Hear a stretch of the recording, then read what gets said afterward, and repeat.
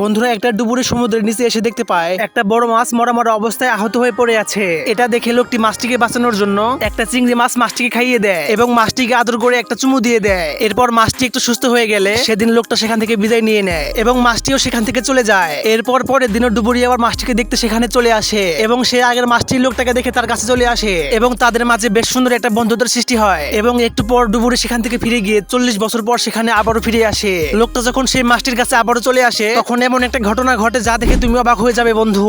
চলো সেটা দেখার আগে তুমি যদি সাবস্ক্রাইবের উপর চাপ দিয়ে মোবাইল স্ক্রিনের উপর 2বার চাপ দাও তাহলে এরকম একটা ম্যাজিক হবে যা তুমি এখন করতে পারবে, আর না হলে কমেন্টে না লিখে যেও। ওকে বন্ধুরা, এরপর সেই মাছটিও তাকে চিনে ফেলে।